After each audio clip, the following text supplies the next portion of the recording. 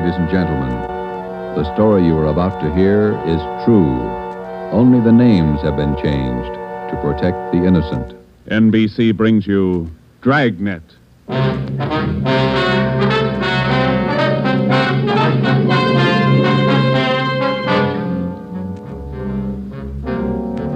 You're a detective sergeant. You've been off duty 2 hours. You receive an emergency call from the chief of detectives. An entire block in the heart of your city is threatened with complete destruction. Your job? Report at once. Dragnet, the documented drama of an actual crime, investigated and solved by the men who unrelentingly stand watch on the security of your home, your family, and your life. For the next 30 minutes, in cooperation with the Los Angeles Police Department, you will travel step by step on the side of the law through an actual case from official police files. From beginning to end, from crime to punishment, Dragnet is the story of your police force in action.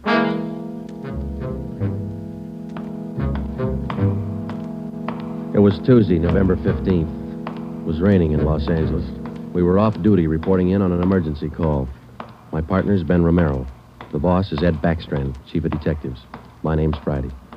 It was 8:32 a.m. when I walked in the Spring Street entrance of the City Hall. You Sergeant Friday? Yeah, that's right. Take my elevator, Sergeant. It's the only one in service. All right.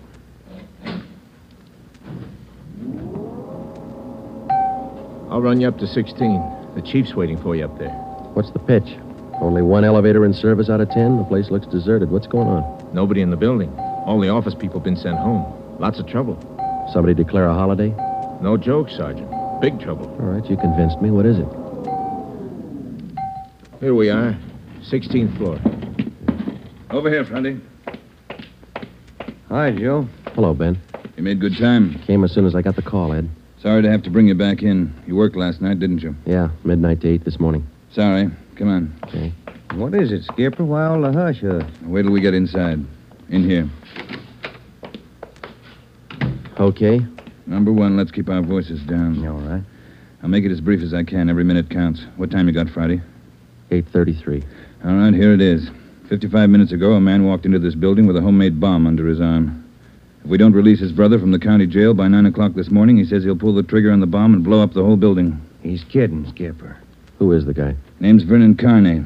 Here's his package. He and his brother have been in and out of jail since 1937. Small-time thieves. Yeah. Where's the FBI kickback? We had him once before, both of them. Brother's name is Elwood, serving a year for car stripping. And this two-bit thief is sitting here in the city hall with a bomb on his lap? That's right. In the next room. What kind of a bomb is it, Ed? You think he's bluffing? Could be bluffing, but the crime lab says no. Lee Jones from the lab get a look at it? Been in there twice. One end of the box is glass. Says you can't see much without a closer look, but you can't get near the guy. What do you want us to do? It's a volunteer job. You can take it or leave it. I won't order you to do it. How you want to handle it? You sure you want a piece of this one, Romero? No, he doesn't, Ed. He's got a family. Get me another single man. We'll give it a try. Wait a minute, Joe. What makes this job so different? Anytime we kick a door in, we never know what's on the other side. That's what makes it different. This time we do. No, you're not going to cut me out. Not the only time I know what I'm getting into. All right. Chandler's tried. Hannon, Davis, Watson, they've all tried. This guy Carney knows what he's doing. He's no pushover. But somebody's got to get that bomb away from him. Friday, Romero, it's your baby now. I looked at my watch.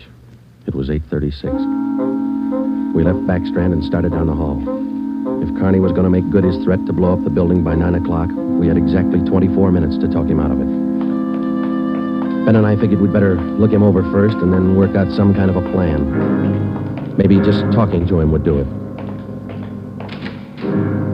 Vernon Carney was sitting in a straight-back chair against the far wall facing the door. He was seated between two windows that looked out over the city.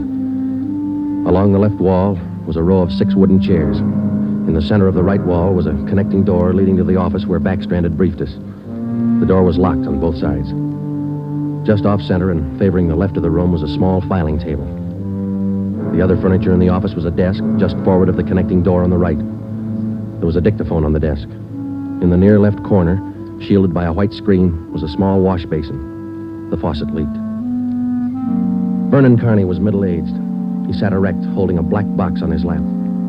He held his right hand inside one end of the box. Ben and I stood there for a minute and looked at him. Then we walked in the room. What do you say to a man with a bomb? That's close enough. Cigarette, Carney? I'm not smoking right now. What are you trying to prove? You know what I want? We're not going to let your brother out of jail. You got until 9 o'clock to change your mind. According to that clock on the wall, you got 24 minutes. If we go, you're going with us, Carney. Don't take much of a brain to figure that, copper. What made you think you could get away with this? Haven't yet. It ain't 9 o'clock. Unless that clock's slow. Haven't checked it against my pocket watch lately. That's the one that's running this show. Have you given any thought to all the innocent people that are going to go up with that thing of yours there? My brother's innocent. I want him out of jail. The court says he's guilty. He'll get out when he serves his time. That's where you're wrong, copper. He gets out at 9 o'clock this morning. All right, come on, Carney. Get your hand out of that box. Put the box on the table. You think I'm bluffing, don't you? I'm going to let you get within 5 feet before I make a liar out of you. Okay, Carney. I guess you mean business. You can take 3 more steps and find out for sure. Suppose we did let your brother out. We'd just come out and pick him up again, you along with him? If you could find us. Let's get this straight. If we let your brother Elwood out, how do we know you're going to keep your promise? What promise? I ain't made any promises. You just get Elwood down here first, and then we'll talk about it. There's only one thing I can't figure, Carney. Yeah, what's that? If we don't let your brother out, you say you'll pull the trigger on that bomb. You're going to kill a lot of innocent people. What are you going to prove by that? It's 8:37. You've got 23 minutes left. No, I wish you'd answer that one for me. Why do you want to kill a lot of innocent people? Don't try to con me, copper. I know they cleared everybody out of this building 45 minutes ago. I know they cleaned out the whole block. They got it roped off. Where'd you get your information? I got a couple of windows here to look out of. Don't you think it's about time to send somebody over to get Elwood? You know, Carney, we got a way out of this. We don't have to let your brother out neither. I've heard that before. What's to stop us from leaving the building along with the other few officers and let you sit here and touch off that bomb? Go ahead. It won't be a long wait without you. Who are you trying to kid? You'd let me blow up $10 million worth of taxpayers' money? No. You're going to let Elwood out. You'll wait till the last minute to do it, but you'll let him out.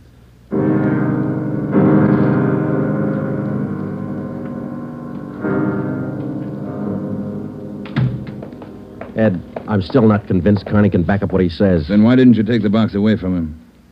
Yeah. We're in a spot, let's face it. How about an eye for an eye, Skipper? What do you mean? If he pulls the trigger on that machine, he kills us. How about us getting him first? All right, Romero. How are you going to handle it? Well, I'm not top man on the pistol range, but I could wing him. And then he hands the box to you? Or maybe he falls and his reflex action pulls the trigger. Okay, I don't wing him. I stop him for keeps. You just can't walk in there and shoot him down. Why not? You do the same thing with an armed criminal. Yeah, but you warn him first. I'll warn him. Yeah, and after you shoot him, you find out it's a harmless gadget. Couldn't have gone off in a million years. No, a gun's not the answer. We can't shoot him until we're positive. We'll be positive by 9 o'clock, and there might not be anybody around to shoot him. We've located Carney's apartment. There's a detail out there checking it now. Pacelli and Morris. Ed, have you got any ideas at all? Anything we could try? That's why I called you in.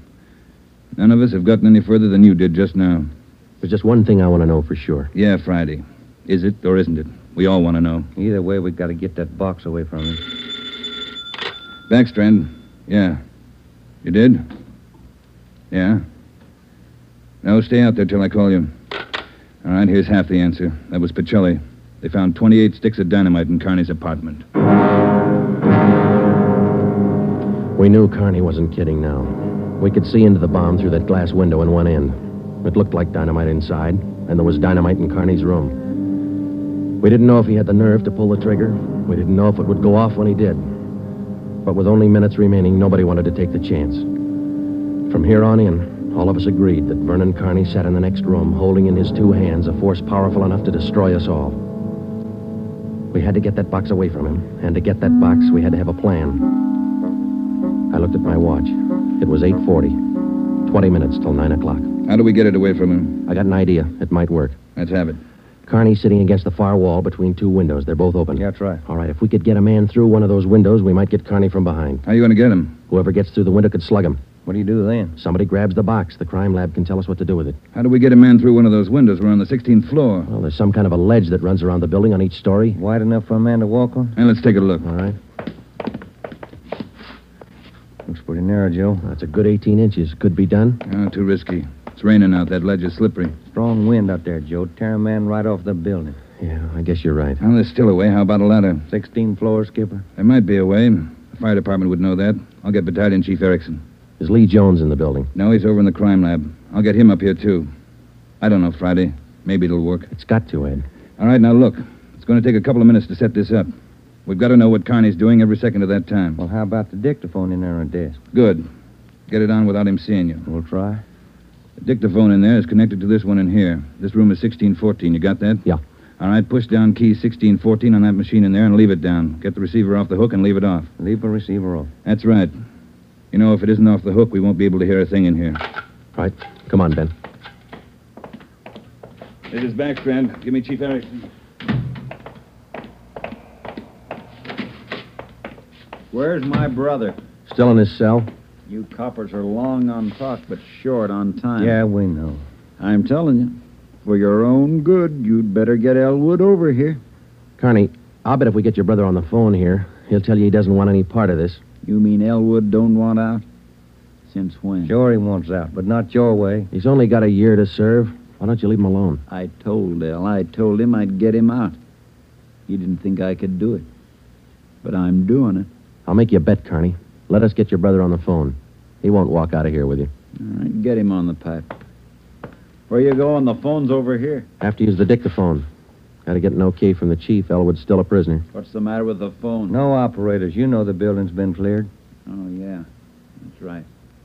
Almost forgot. Okay, you can use the dictaphone.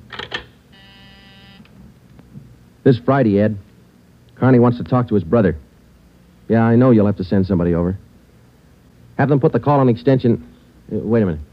What's that extension number, Ben? 2351. 2351, Ed. Right.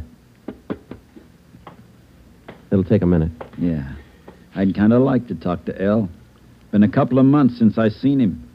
We've always been together, me and El, most of the time. Joe, let's go in and see if we can't hurry that call. Good idea, boy. 16 minutes to 9. Hey, cop. Yeah. Forgot to hang up the dictaphone, didn't you? I put the receiver back on the dictaphone. Ben and I had failed to make good on the first step of the plan. When we got outside the door, we briefed Davis and Watson. They went in to sit with Carney. It would be their job to keep us posted on Carney's movements. The dictaphone was out.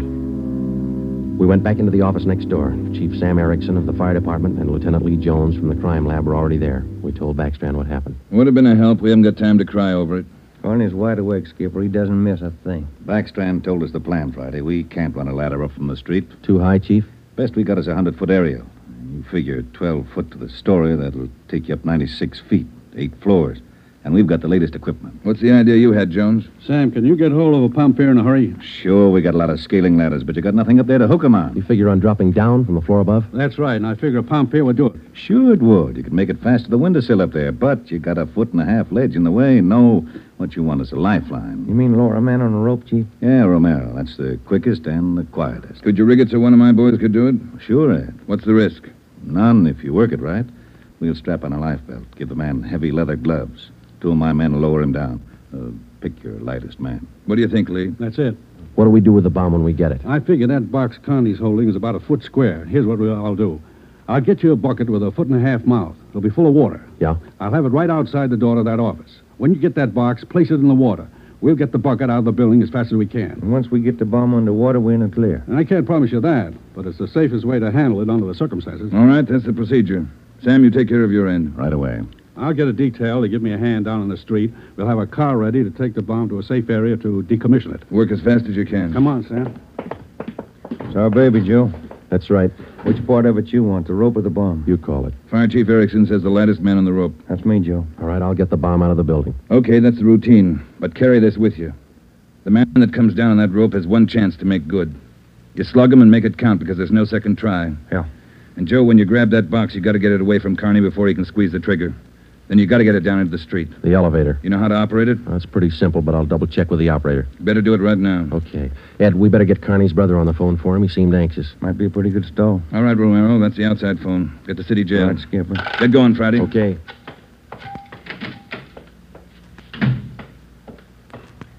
Hey, you. Elevator man. Yeah, Sergeant. Let me see if I know how to work that thing. You taking over the elevator? Well, in a couple of minutes. You want to check me out? Nothing to it, Sergeant. All right. Now, here's the control, see? You push this lever right to go up, left to go down. You see this little trigger on the underside of the handle? Yeah. That's the safety lock. Be sure you squeeze it or you can't move the lever. Let me try it, huh? That's it. Right to go up, left to go down. Right to go up, left to go down. How do you operate the doors? Automatic. They work off the control lever. When the control lever is locked in the up or down position, the doors will close. I get it. Now, in case they jam, this red emergency button up here? Yeah. Push it. If that doesn't close them, we call the repairman. Okay, I think I got it. You sure now? I've had my orders to get out of the building. I'll just leave the elevator right here and take the stairs down. All right. Thanks a lot. Sergeant, just curious. You going to take the bomb down in this car? We're going to try. You won't have any trouble. We haven't had an elevator failure in 18 months. The elevator man turned and went down the stairs. Outside of a handful of volunteers and a man with a bomb, the city hall was now cleared. I started down the corridor and met Ben outside the office. He told me that Lee Jones and Chief Erickson were on their way up in the freight elevator at the rear of the building with the necessary equipment. The 2 fire department volunteers were with them. The phone call had been put through to the city jail, and in a moment, Elwood Carney would be ready at the other end of the line. We went in to tell Carney. I told him over at the jail to put the call through on extension 2351. Yeah. When's it coming through? Right now. You got Elwood with you? No. Look, Carney, we told you we'd get him on the phone for you. The call will be through in a minute. Minute's a long time, cop. You only got 12 of them left. Elwood's going to talk you out of this. Oh, sure. Sure, everybody's going to talk me out of this. First it was them other 2 cops, the little Porky guy and that other monkey. Then you and this Dixie Doughhead here, and now it's Elwood. Come off it, will you, and get my brother over here. That's him. It's your brother, Connie. I'll get him. Stay put, you. Just gonna get the phone. You want to talk to your brother, don't you? I'll take care of the phone. We'll disconnect it for a while. Now get it straight, copper. I'm through with your stinking rotten lying. I want Elwood here. And I want him now. Bring him here before I blow you all to pieces. What's going on? Who threw that phone out in the hall? I did. You want me to go out and pick it up? Carney, that's not going to get you anyplace. You the big boss around here? Maybe. Are you or aren't you? I answered you. All right, big boy. I've got a piece of advice for you. Take your rookie cops here and get it through their heads I mean what I say. I want my brother over here in this room. And you've got just 11 minutes to get it done. Tell him that, will you, boy? All right, Carney. It's your show.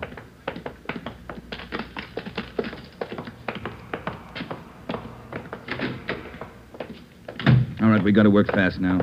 Jones, everything set for you? Got the bucket with the water right here. Car's waiting down in the street. Right. Erickson, your boys ready? Upstairs, waiting. And we all know what to do. Ed, I got to have somebody to give me a hand with Carney when he falls. I'll be in there with you Friday. Ready to go upstairs, Chief? Anytime. Oh, one thing you ought to know. What's that? Strong wind coming up. About 20 mile an hour out there right now. That going to louse us up? No, but it's going to increase the sway. Got to allow for it. How you mean? Wind's coming from the south. We'll lower you just to the right of the window. If I figure it correctly, the wind will do the rest. Bigger risk, but we don't control the weather. How you going to do it, Ben? As soon as I get in position, I'll reach in through the window on his right. I'll use the billy. Try to catch him on the right side of his head. One good hit should put him away. Let's make it 2 and be sure, huh? Right. You ready, Chief? Now, let's go. Ben. Yeah? Nothing. I'll be careful. You too, huh? What's the time, Friday? 8:50. Shouldn't take more than a couple of minutes for Romero to get down to that window, lest the wind gives him trouble. Jones, no use you sticking around. I'll give Friday a hand. That's my job. We've got to keep you alive to decommission the bomb. Bum joke. See you downstairs.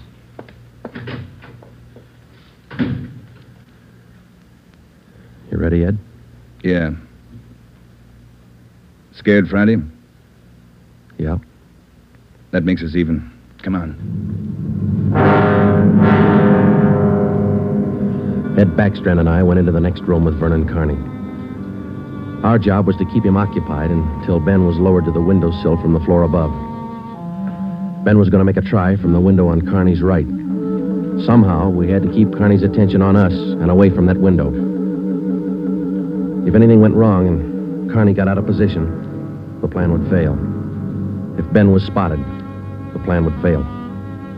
If Chief Erickson didn't estimate the force of the wind correctly, the plan would fail. After Ben slugged Carney, my timing had to be perfect.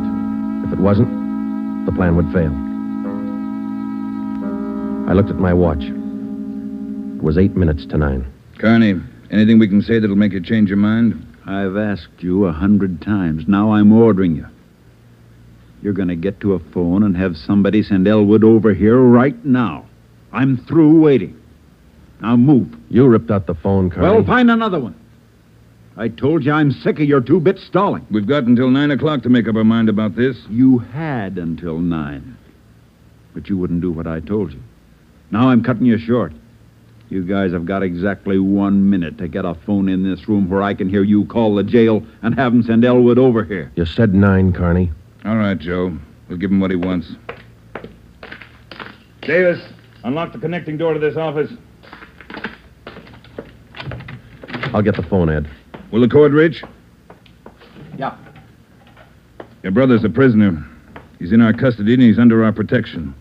We can't place his life in jeopardy. Why not leave it up to Al? Here's the phone, Ed. Yeah. Kenworthy, this is Backstrand.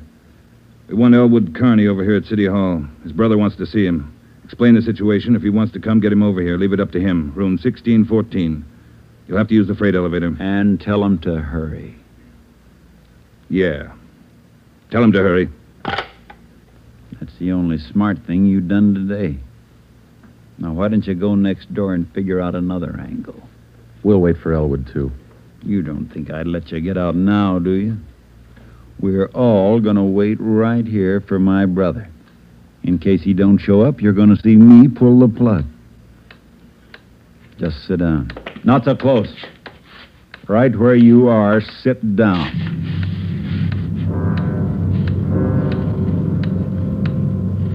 Loud clock, ain't it?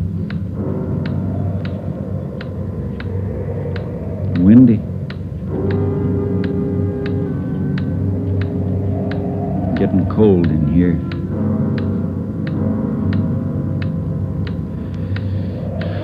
Sure a loud clock. Real windy. Maybe I ought to close the windows. Don't want to catch me a cold. I can turn on the heat. Stay put, cop. Hey, what's that? What's going on? It's just the wind, Shut Carney. up! There's somebody out there. I can see his feet. You stupid cops. Pull him up! Get back there, you! Pull him up! Friday told him to pull him up. Right. Pull him up! Pull him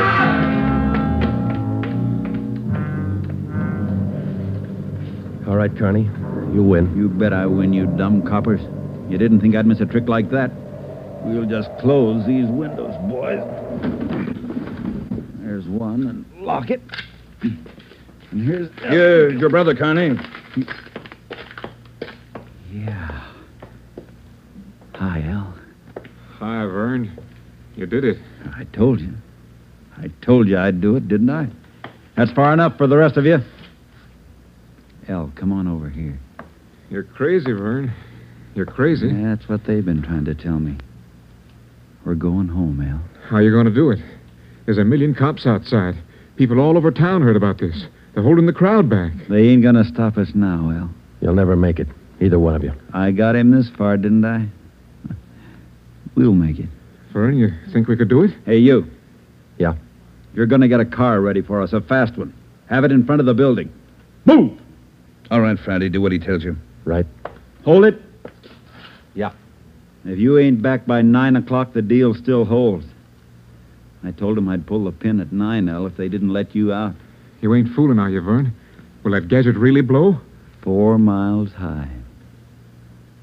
You know what that means, Al? Yeah, but they won't let you pull it.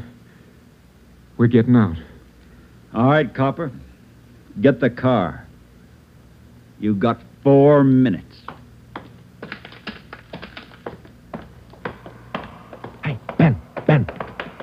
Did he spot me? Yeah, there's no time to explain now. Listen, we gotta work fast. Yeah.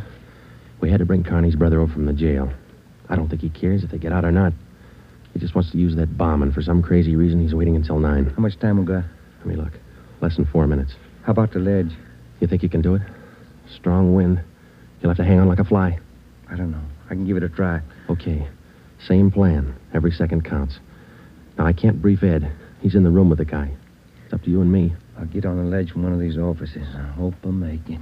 If you don't, we'll know you tried. Hurry. Hey, Ben, wait a minute. Yeah? I forgot. The windows. The one on his right. He locked it. You'll have to crawl around to the one on the left. You got it? Right. Okay. The car will be ready in 2 minutes. Out front. Fine. Elle and I'll just sit here and wait. Gonna be good being back together, huh, Elle? We always were real good together, Vern. Yeah, that's the way brothers ought to be together all the time. Together. Vern, I'd feel better with a gun. We don't need no gun, Elle. We got the bomb. We'll need a gun when we get out, when we get on the road. Okay. Take your pick. They all got 'em. Hey, you, give him yours. I'm not carrying a gun. I left it in the other room. A cop without a gun? Who's kidding who? I left it in the other room. Frisk the big boy, Elle. He's got one. About time for the car, ain't it? 2 minutes to 9. Yeah, this feels like it. Right on his hip. Hey, Vern, look out! Grab him, Joe. I got him. Get the box. Leave that gun alone. I got him, Ben. I gotta get his hand out of it. Run, Joe. Get it in the water. Run!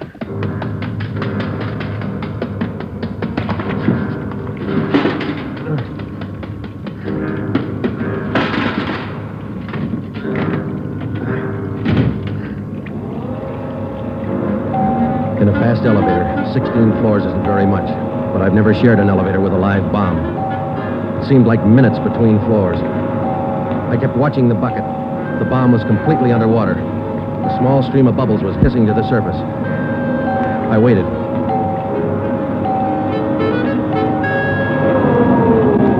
Main floor. I picked up the bucket and ran for the street. I missed the first step.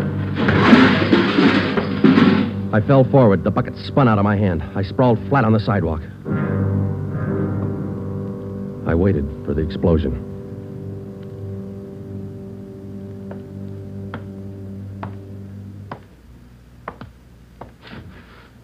It didn't go off Friday.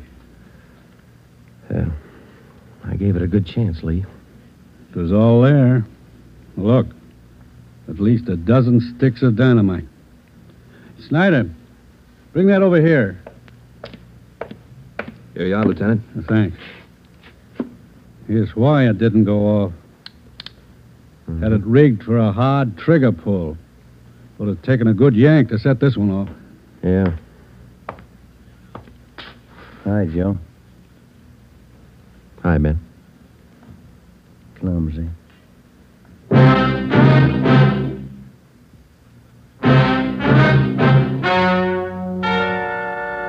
The story you have just heard is true. Only the names were changed to protect the innocent. Vernon Carney was examined by 5 different psychiatrists appointed by the Superior Court and was found to be incompetent. He is now confined in the State Mental Institution for the criminally insane. Elwood Carney is now serving the balance of his sentence with no time off for good behavior.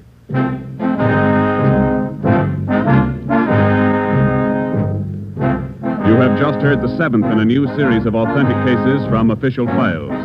Technical advice for Dragnet is furnished by the Los Angeles Police Department. Tonight's program is dedicated to Town Marshal Lon T. Larson of the Mount Pleasant, Utah force, who, on the night of October 15th, 1945, gave his life so that yours might be more secure.